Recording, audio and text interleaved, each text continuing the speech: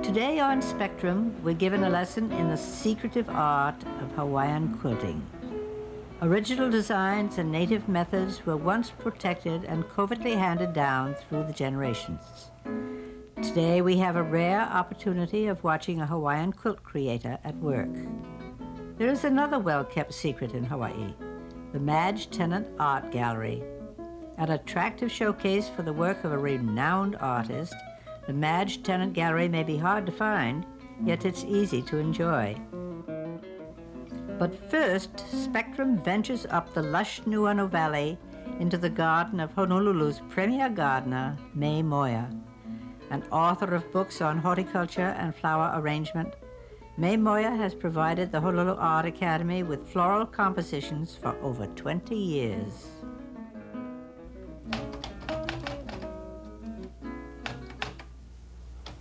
A garden is never finished. It is, well, it's like your wardrobe. You don't wear the same clothes forever and ever. They wear out. You're tired of them. You wish you never saw them again. Plants are very much the same way. You don't have use for something. You kind of thought it was pretty when you first saw it in somebody else's garden, and you brought it home and you grew it, and you found it had bad habits. It advanced where you didn't want it, or else it was a sickly thing and it wasn't worth the trouble.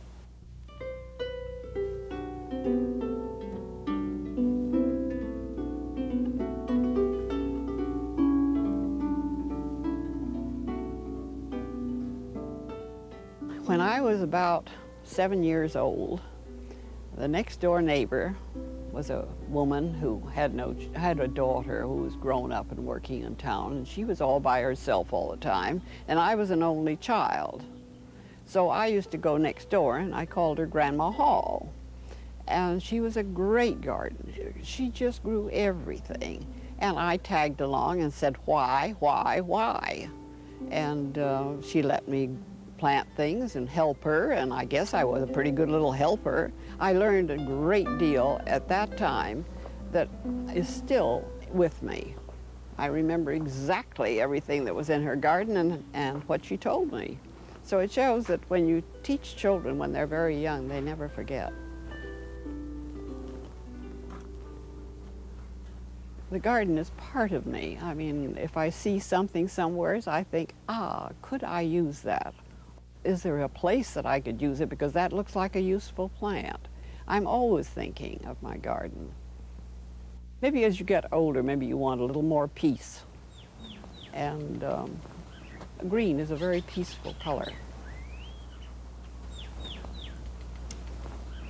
I'm always hatching new ideas, and my mind is very creative, and I can't help but see something and think, what would happen if I turned it upside down, or if I did it another way, or if I combined it with something else? You know, I have a certain standard things that are available. You know, the certain heliconias that are available a great deal of the year.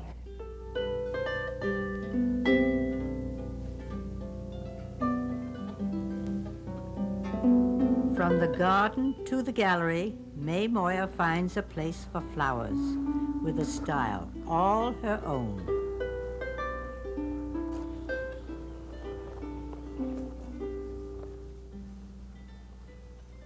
Keep it very simple to begin with.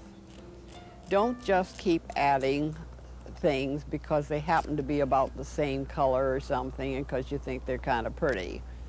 There should be some sort of general feeling, or not more than 3 or 4 items in an arrangement unless it's just an old-fashioned bouquet where you've picked all sorts of things in the garden and just make a big smudge. Your construction is just like a house. If you don't have the proper framing, or if you're going to have a big building, if you don't have structural steel, it's going to be like some of those buildings in in some of the poorer countries. They just sort of build up on top, and when there's an earthquake, the whole thing goes. Well, that's the way a flower arrangement has to have good underpinnings. And as far as ideas, if I feel kind of like, oh, what can I do? I will flip through old notes and slides.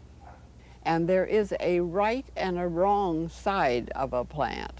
If you cut a branch, you learn to look at it, and you use the side that faces the sun, not the back side of it. And that's always upsetting to me when I see somebody has put it in the wrong way.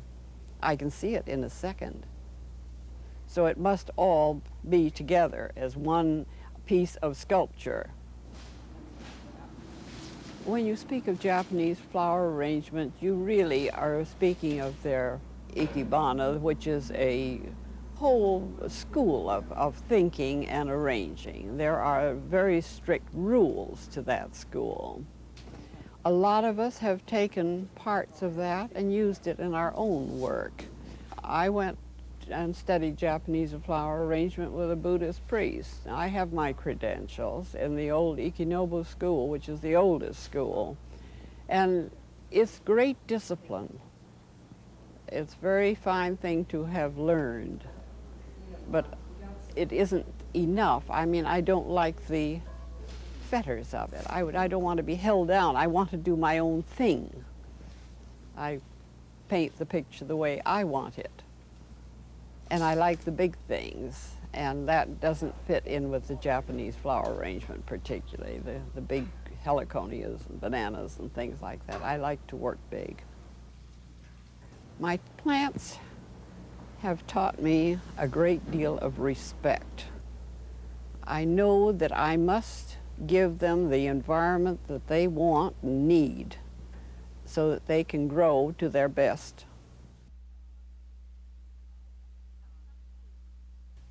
Coming up soon is the Madge Tennent Art Gallery. Deborah Kakalia teaches Hawaiian quilt making at the Bishop Museum, while Lee Wild oversees the historical quilt collection at the Mission Houses Museum. Together, they share with us a view of symmetrical beauty in a cultural resource.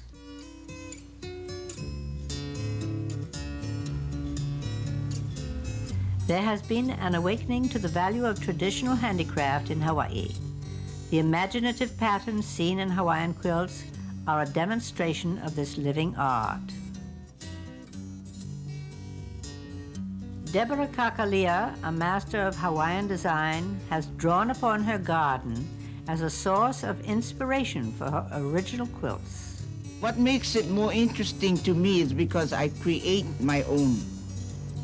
See, I wake up 4 o'clock in the morning and I have a pattern in mind, and I design it right away before it runs away.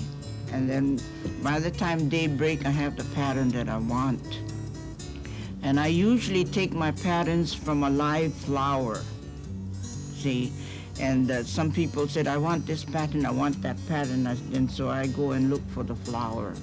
And there's some flowers that are so tiny, but I enlarge it.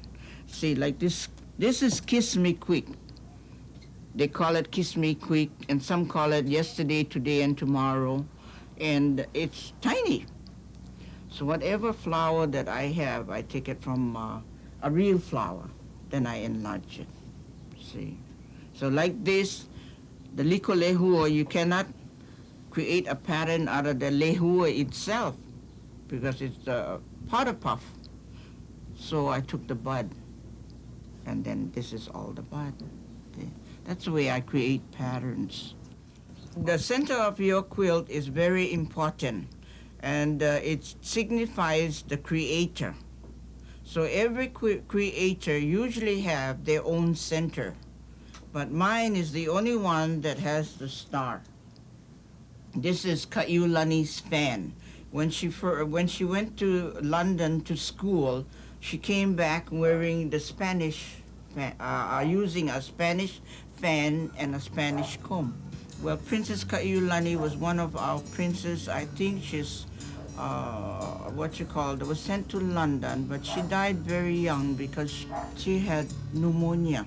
They did this to remember her. That's why they call this Kaiulani's fan. Traditionally, Hawaiian quilts were often made to honor and record events of history. The quilts added color and design to the lives of Hawaiians and became cherished family possessions.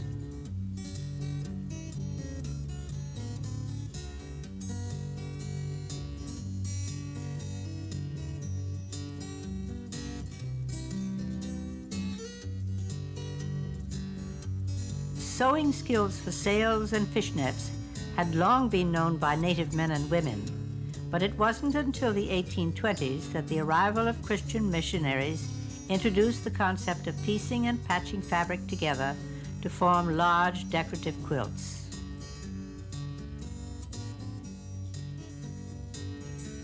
Mission schools set up in the homes of missionaries taught the New England quilting style, which has since evolved into a unique Hawaiian art form. Today, these missionary homes still stand, holding within them artifacts that denote the evolution of a peculiarly Hawaiian style of quilting. At the Mission House, Special Projects Coordinator Lee Wild describes a few of the antique quilts in the museum's collection. This orange and white Hawaiian quilt was donated to the museum. We know that it was made around 1906. However, the name of the pattern has not come forward to us. We know that there are the vases in the four corners of the quilt with flowers coming out and the cross in the center, but we are not sure what the actual name is of the pattern. This piece is marvelous. It's been pieced in several spots all together. They must have run out of some of the fabric. The next quilt is a blue and white.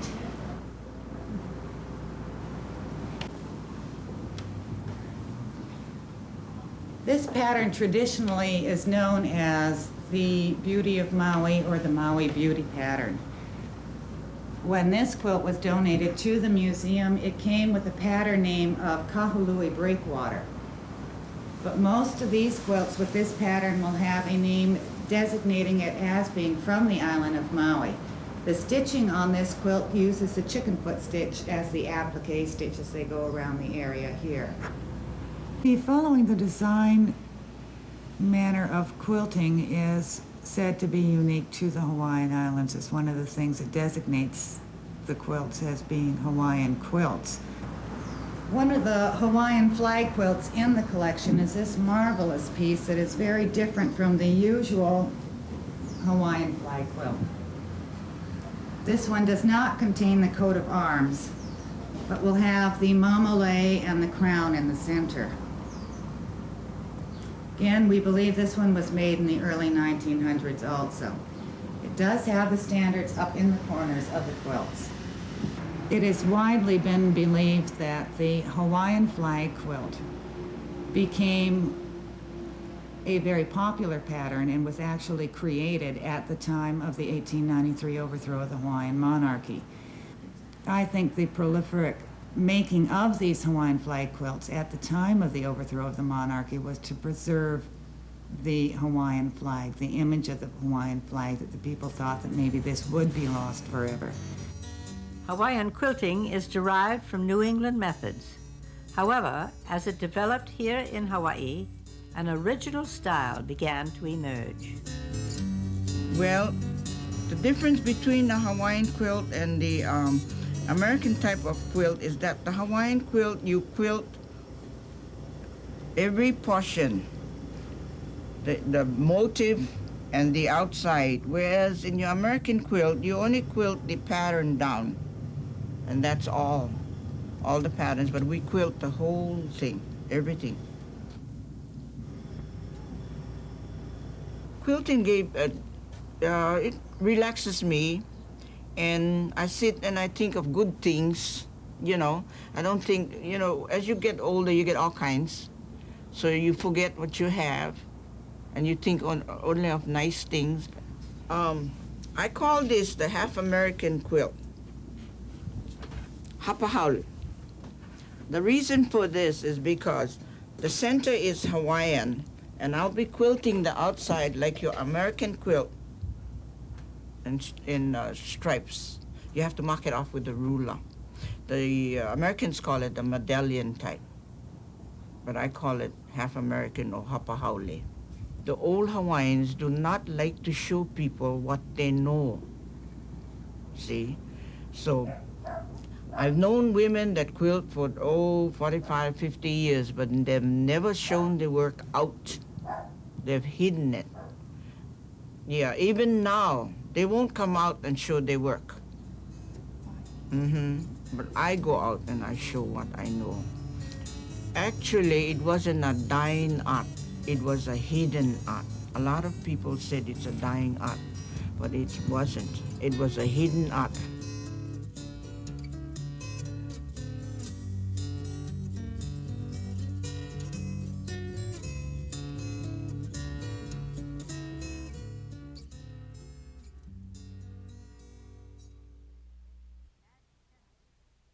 Madge Tennent is a famous name among island painters, but the gallery that houses a collection of her work is less well known. Here to introduce us to the Madge Tennent Gallery is Arthur and Elaine Tennent.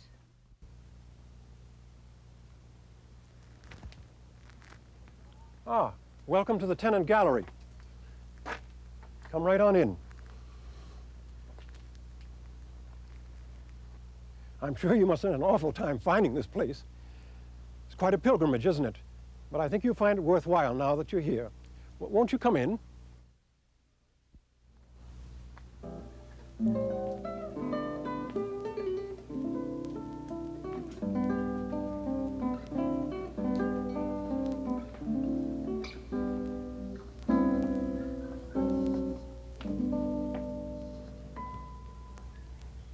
This very lovely bas-relief was composed by Eli Morozzi, and we feel it just gives a lot of added elegance to the gallery. My mother and father, Madge and Hugh Tennent, both commissioned this work.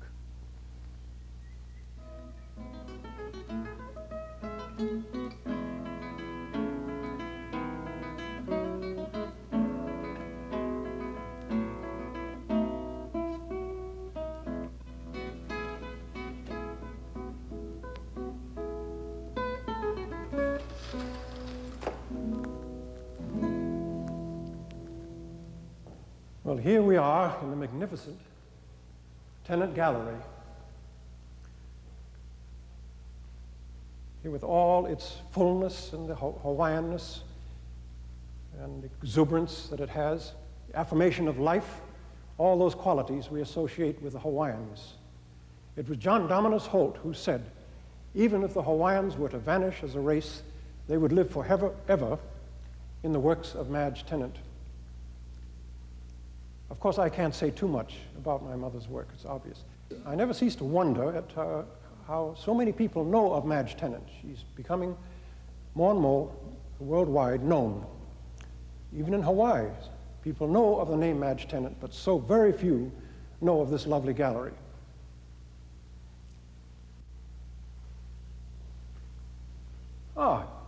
Here's my lovely wife of 40 years. I'm sure Madge and Hugh would be so proud to have her as the director. She's so dedicated and so sold on Madge's art. Now she's going to discuss this two-sided painting. In a rather extensive program of restoration we've embarked upon, this particular picture, entitled Hawaiian Girl, was one of the first to be sent for restoration. And in taking it out of the old frame, you can imagine our surprise and delight in discovering that behind the brown paper on the back was this picture, which was done by Madge Tennent in Cape Town, South Africa, 50 years before that time. So that was a real bonanza. Everyone is very curious about this picture and can hardly believe that the same person did both sides, because they're so completely different in style. And you remember there was a time span of 50 years in between. Some people think it even resembles Madge Tennent, but I found only one reference to this picture in her autobiography.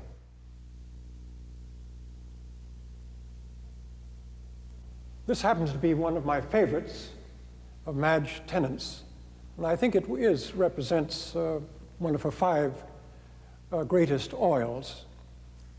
And I'm thinking in terms of aesthetically, where you get this marvelous sense of form, full form, and this exuberance that was so typical of Madge and her art. Here you see, of course, the warm colors coming forward, cooler colors receding. A feeling of rhythm in the round. She loved that word and expressed it so much in her art. It's almost as if it's sculptured, a piece of sculpture in paint. And truly remarkable that on a flat surface, you get this great feeling of 3-dimensional form. The woman is, Wahine is buoyant, just like she's going to step and bounce right out of that frame. Aside from all of that, I recall so vividly an elderly Hawaiian gentleman coming into the gallery, standing here just transfixed before this painting, saying, "My God, what exuberance." You know, and there was for a long time the Hawaiians felt that Madge was caricaturing them. And about this time was when the Hawaiians were beginning to realize that Madge was not caricaturing them, but was glorifying them. Now, let's suppose we all go back in the back room here and see some of the earlier works of Madge's. This is one of Madge's few men that she painted. She did this when she was only 16, and it's interesting to note that on the back of it is the notation, "Not for sale," and she underlines that. So she must have prized this one greatly. And I needn't go into the fact that there's a great deal of character in that, and it's quite obvious she could draw men very well. Now this one is another one that she did in Paris at the same age 16. Take special note of this, of their eyes, that is so characteristic of Madge, all of her eyes. And that is the eyes, it's old-fashioned perhaps to say that, but are the windows of the soul. But I don't think that'll ever change. Madge was asked many times why she didn't draw more men, and she would just laugh and say, well, Michelangelo could do it much better than I can, and besides, I can't paint muscles. I prefer the round, the curves of the women. You know, I feel I owe so much to my mother and father in terms of my singing career. They offered me so much support and every encouragement. So I thought maybe I would sing one to my father called "The Road to the Isles," or it's called a walking song, and it's very characteristic of my father in that it's just who was so full of zest and was a great walker. So here goes the song. Far croonin' is pulling me away, as take I wee my crummock to the road. The far coolin's a puttin' love on me, as step I wee the sunlight for my load. Sure, by Tunnel and Loch Rannoch and Loch Arbor I will go, by heather tracks we heaven in their whiles. If it's thinking in your inner heart, braggarts in my step, you've never smelt the tangle o' the isles. Oh, the far coolin's a puttin' love on me, as step I wee my crummock to the isles.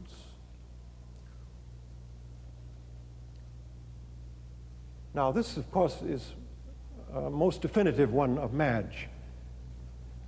It's Kahumanu sunning herself. Could you imagine a more Hawaiian face? Here you have the high arch of the eyebrows and the heavy lids and the beautifully carved nose and the mouth, again, that seems to float like wings bent down. And then, of course, she took liberties with the hands. A little artistic license, not very much. In the old days, you know, the Hawaiians, the women, more of their li'i, would massage their hands. Like my father, my mother gave me all the encouragement in the world in my singing.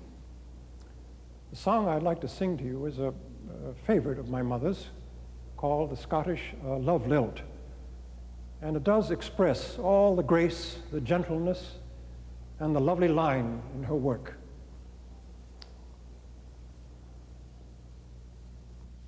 Vermi oro vano, vermi oro vani, vermi oru o, sad am I without thee. Thou'rt the music of my heart, harp of joy, O Cruach McCree, moon of guidance by night, strength and light thou'rt to me. Vermi oro vano, vermi oro vani, vermi oru o, sad am I without thee.